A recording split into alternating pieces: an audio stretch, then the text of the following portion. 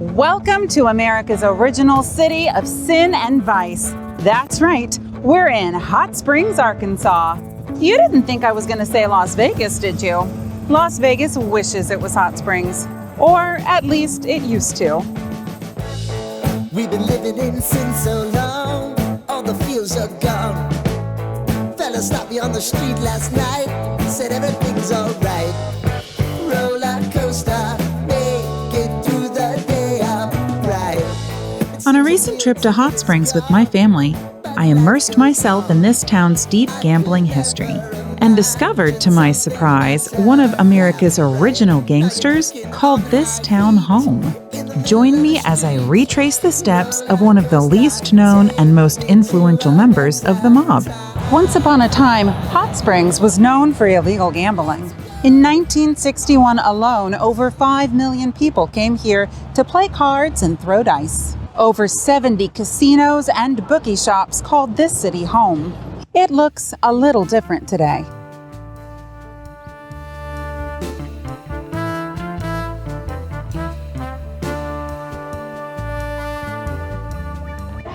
The gangster most often associated with Hot Springs is Al Capone.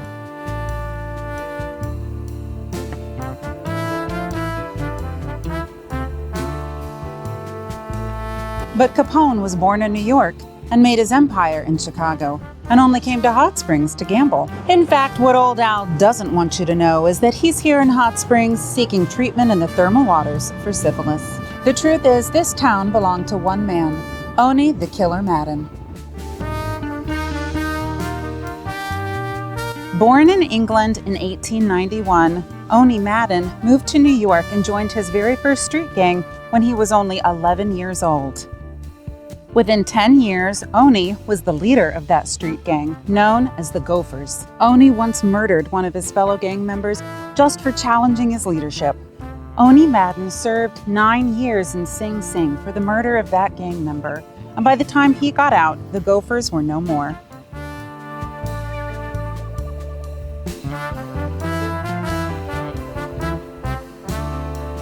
Instead, bootlegging was king.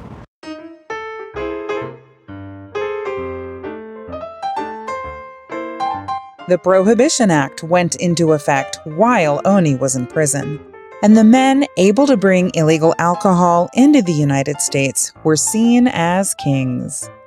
Two of the most successful were Big Bill Dwyer and Frank Costello.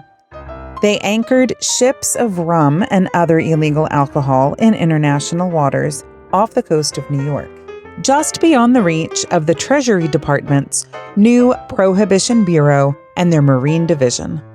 Ships would sail to smaller contact boats that would run the alcohol to shore. This floating fleet of stockpiled alcohol became known as Rum Row, and the contact ships as Rum Runners. Owney began hijacking shipments of illegal alcohol until well-known mobsters Bill Dwyer and Frank Costello agreed to go into business with him. But Owney wasn't satisfied with only running Rum Row. He expanded into the nightclub business, purchasing the Cotton Club in New York.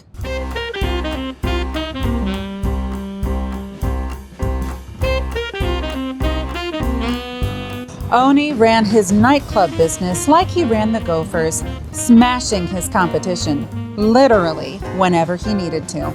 The story goes that Madden was such a big fan of Duke Ellington, then playing at the Kentucky Club in New York, that he sent some of his boys to smash up the club and return with Ellington's contract. Ellington would remain the house band leader of the Cotton Club for the next 4 years. Owney survived an attack on his life that left him with 11 healed bullet holes and 9 bullets that couldn't be removed. He came to Hot Springs in 1931, in part to check out the illegal gambling in the casinos, but also to see if the thermal waters would ease some of his pain. It was on his first visit that he met Agnes Denby, the stunningly beautiful postmaster's daughter.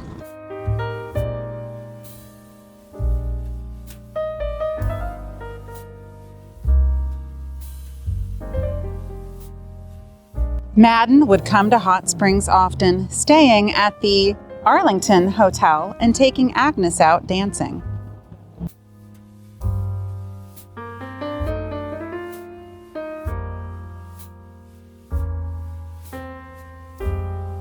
Owney continued to split his time between New York and Hot Springs until a brutal drive-by shooting forced him to focus his attention on home.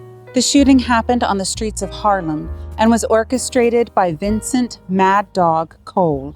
Cole was a former hitman with aspirations of being a leading mob boss in New York. When prominent mob boss Dutch Schultz refused to make Cole a full partner, Cole retaliated, releasing a barrage of bullets that killed dozens.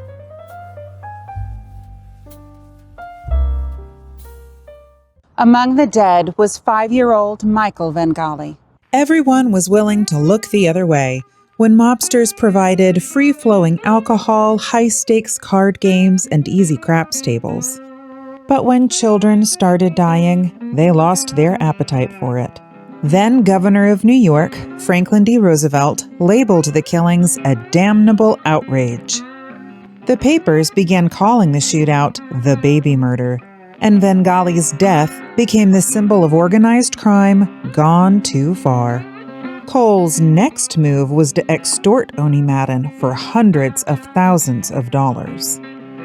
Madden knew exactly how to handle a two-bit upstart former hitman like Cole. Madden lured Cole to a local drugstore, ostensibly to pay the money. Instead, Cole was met by one of Madden's own men, who pumped him with over 60 bullets from a machine gun in a matter of seconds. At Cole's funeral, which not even a priest would attend, Madden left a note on the coffin. It read, "From the boys." Madden only served one additional year in Sing Sing for Cole's murder before being released on parole. By the time he got out, however, Prohibition was ending and the Great Depression was in full swing.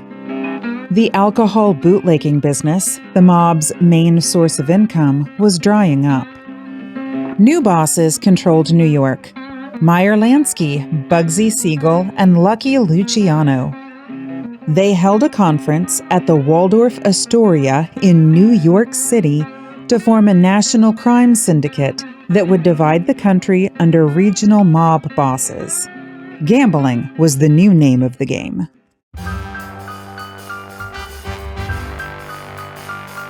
In the desert, a new federal dam project had caused a swell in a little-known town called Las Vegas. The mob swarmed on this tiny desert city, and the state of Nevada saw an opportunity for additional revenue, choosing to legalize gambling for the taxes in 1931. Before there were paved roads or post offices in Las Vegas, the first casino received its license.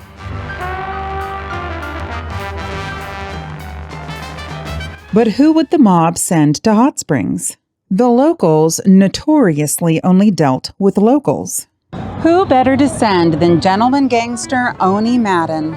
Southerners found Madden's accent charming, and best of all, he was set to marry local girl Agnes Denby.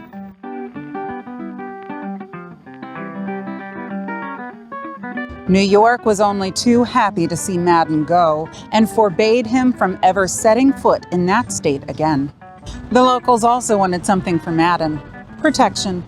Each time Capone came to Hot Springs for his treatments, he was pushing around the staff, destroying property, and refusing to pay his bills. Basically, acting like the big city gangster that he was. Madden became the town's crime ambassador, letting Capone know where the line was and holding him to it. Sometimes it's all about the devil you know. Madden became a local celebrity in Hot Springs, attracting a crowd whenever he went out, and entertaining famous guests like Duke Ellington, Gay Orlova, and Mae West. Hot Springs began to differentiate itself from Vegas by appealing to an elite clientele. Any man could risk his small paycheck in Nevada, but Hot Springs was for the wealthy and the sophisticated. Even the mob bosses of New York, Lansky, Siegel, and Luciano, began to treat the town as their own personal resort under the protection of Owney Madden. J. Edgar Hoover was known to have said that crime and the mob in Hot Springs at that time outpaced even Chicago. But by the 1940s, while America was embroiled in World War II, Arkansas began to lose its taste for illegal gambling.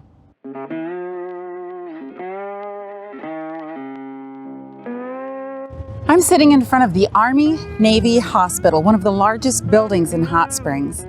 This facility was opened in 1887 and was the first of its kind to treat both branches of the military. The Army Navy Hospital became vital to the economy of Hot Springs during the 1940s when it began receiving soldiers wounded during World War II. They came here for rehabilitation and to soak in the spring waters. They also participated in the gambling that was rampant throughout the city and opened an officers' club replete with slot machines inside the hospital. But revenue from these machines didn't flow into the pockets of the corrupt city mayor. This all occurred with the blessing of Hot Springs mayor, who received payoffs from most major illegal casinos in town. He was seen to be ever more greedy, lining his own pockets instead of improving the town. By 1946, longtime corrupt mayor Leo McLaughlin was voted out of office. The new mayor promised to crack down on and eradicate illegal gambling in Hot Springs. In 1951, new senators in Washington convened a special committee to investigate crime in interstate commerce. Every known member of the National Crime Syndicate was called in to testify before the Senate. It became clear through this process America didn't have a problem with gambling, they just objected to it being controlled by the mob. The National Crime Syndicate decided then to distance itself from Hot Springs. Mobster Frank Costello later wrote after his testimony in a letter published in a newspaper, "I never had the remotest idea of engaging in or being connected with the gambling business in Hot Springs or any other place in Arkansas, directly or indirectly. For over 25 years, I have been a regular visitor of Hot Springs. Like countless thousands of others, I have found enjoyment and pleasure in its wonderful climate, its incomparable mineral baths, and its hospitable people." The next time Costello came to Hot Springs, while at dinner at Madden's house, Agnes dumped spaghetti on his head, letting him know he was no longer welcome there. Madden continued to strengthen his hold on the town, buying up shares in the Southern Club and becoming majority owner by 1954.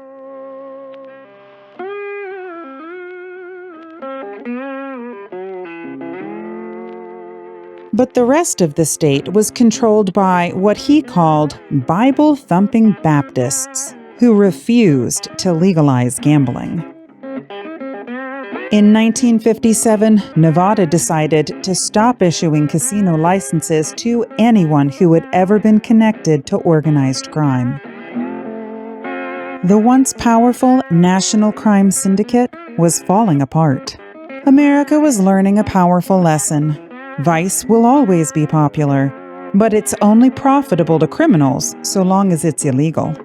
In 1961, the FBI cracked down on operations in Chicago, New York, and New Orleans, while giving Hot Springs a pass because Madden kept things small and civilized. Madden appeased law enforcement by holding sheriff's conventions at the Arlington Hotel and treating them to dinner and a show across the street at the Southern Club. In the 1960s, Senator Robert Kennedy proposed and passed new laws making it a federal crime for gambling to cross state lines. Madden decided to quietly sell his shares in the Southern Club to his longtime floor manager, Dane Harris, so it would no longer be connected to the mob. He was officially retired. Illegal gambling was officially over in Hot Springs and wouldn't be legalized by the state of Arkansas until 2018.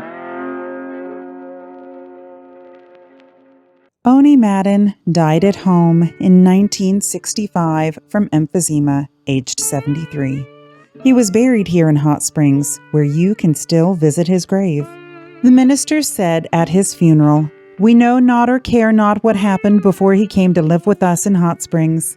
We don't care what they say in New York, Chicago, or Washington. We simply know he was a kind, good man. Owney Madden's vast influence on this town is undeniable. Studying his life and his work here helped me appreciate my time in this town even more. If you visit Hot Springs, and I hope you will, be sure to visit one of Owney Madden's favorite hangouts, the Arlington Hotel. Take a traditional bath at the Buckstaff Bathhouse just as he did up until the time of his death. Appreciate the beauty of these mountains that made him want to spend the rest of his days here. Stop by the Mob Museum for even more stories about the influence of additional gangsters here, as well as the legendary baseball players who once practiced spring training in this town. Thanks so much for joining me as I retraced the steps of Owney Madden, and I'll see you on our next journey.